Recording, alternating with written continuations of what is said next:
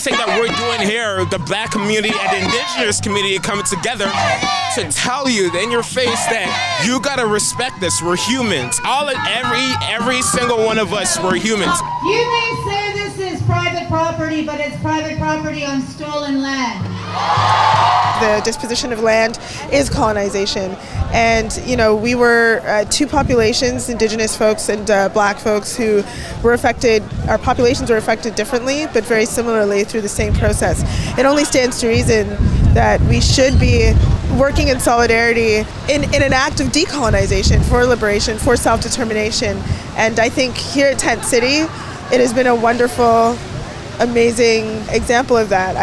It was overwhelming the way that we were able to work together in a really positive, transformative way with the Indigenous community.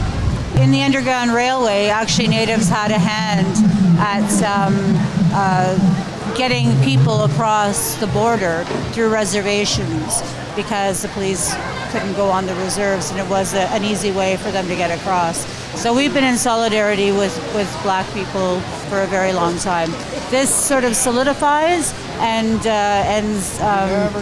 marks that history that we are together in this fight against oppression and tyranny.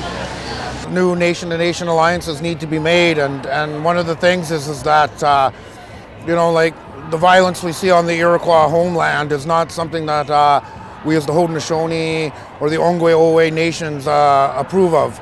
And one of the things is that it's important for them to understand that they're guests on our land, and it is our responsibility to make sure that they're being protected under the Great Law and under the treaties. And that's what kind of separates us from them, is we have protection under the treaties, so we can help them get their message across. And that's why you see the Tent City the way that it is. We've been here since day one with them. And I just want to leave on this note that under the Great Law of Peace of the Haudenosaunee, the police have no authority. They have no paperwork from the Haudenosaunee Confederacy to molest any citizens of the Haudenosaunee or the Black people on our territory.